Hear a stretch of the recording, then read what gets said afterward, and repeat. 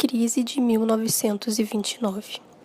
Durante a Primeira Guerra Mundial, a economia norte-americana estava em pleno desenvolvimento. As indústrias dos Estados Unidos produziam e exportavam em grandes quantidades, principalmente para os países europeus. Após a Primeira Guerra Mundial, os Estados Unidos era o país mais rico do planeta. Além das fábricas de automóveis, os Estados Unidos também eram os maiores produtores de aço, comida enlatada, máquinas, petróleo e carvão. Nos 10 anos seguintes, a economia norte-americana continuava crescendo, causando euforia entre os empresários. Foi nessa época que surgiu a famosa expressão American Way of Life, modo de vida americano. O mundo invejava o estilo de vida dos americanos. A década de 20 ficou conhecida como os loucos anos 20.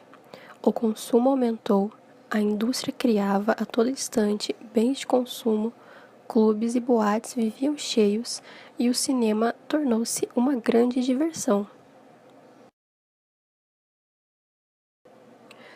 Os anos 20 foram realmente uma grande festa.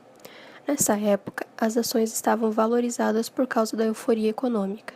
Esse crescimento econômico, também conhecido como o Grande Boom, era artificial e aparente, portanto, logo se desfez.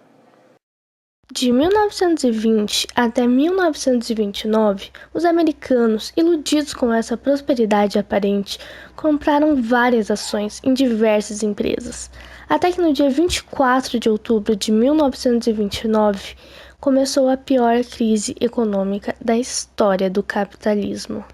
Vários fatores causaram essa crise: superprodução agrícola, diminuição do consumo, livre mercado e a quebra da Bolsa de Nova York, onde os americanos compraram ações de diversas empresas. De repente, o valor das ações começou a cair. Os investidores quiseram vender as ações, mas ninguém queria comprar. Se o valor das ações de uma empresa está desabando, o empresário tem medo de investir capital nessa empresa. Se ele investe menos, produzirá menos. Se produz menos, então não há motivo para tantos empregados, o que levará o empresário a demitir o pessoal.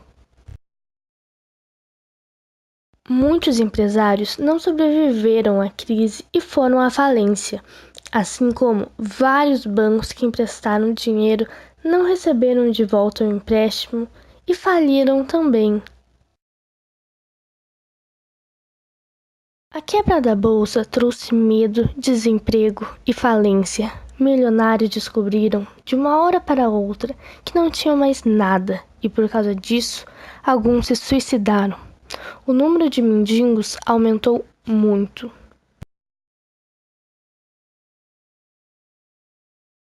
A quebra da bolsa afetou o mundo inteiro, pois a economia norte-americana era a alavanca do capitalismo mundial.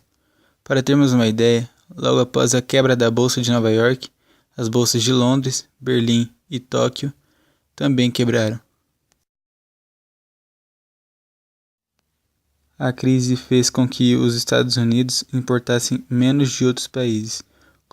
Como consequência, os outros países que exportavam para os Estados Unidos agora estavam com as mercadorias encalhadas e automaticamente entravam em crise. Para acabar com a superprodução, o governo aplicava medidas radicais que não foram aceitas por muitas pessoas. As medidas eram comprar e queimar estoques de cereais, ou então pagava aos agricultores para que não produzissem. Muitos países que estavam atrelados ao sistema de crédito americano também sofreram uma grande recessão em suas economias. O Brasil, por exemplo, teve que queimar café, principal produto na época, para poder valorizar o seu preço. Por outro lado, este fato trouxe algo positivo para a economia brasileira. Com a crise do café, muitos cafeicultores começaram a investir no setor industrial, alavancando a indústria brasileira.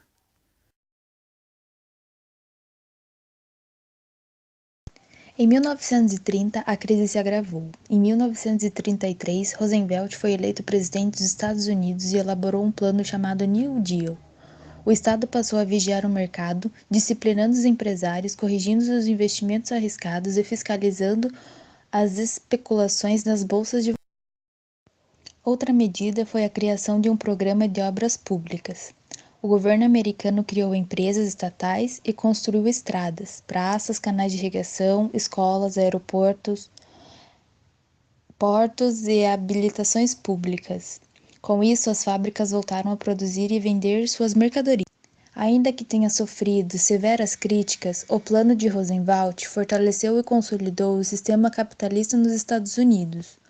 Nos anos de sua aplicação, a grande capital passou por um intenso processo de desenvolvimento e concentração, enquanto pequenas empresas eram eliminadas ou absorvidas. As principais consequências da crise de 1929 foram o desemprego em massa, a falência de várias empresas, tanto do setor industrial quanto do setor agrícola, e a pobreza que assolou grande parte da população americana. Os efeitos econômicos da Depressão de 30 só foram superados no início da Segunda Guerra Mundial, quando o Estado tomou conta de fato sobre a economia, ajudando a ampliar as exportações. A guerra foi, então, uma saída natural para a crise do sistema capitalista.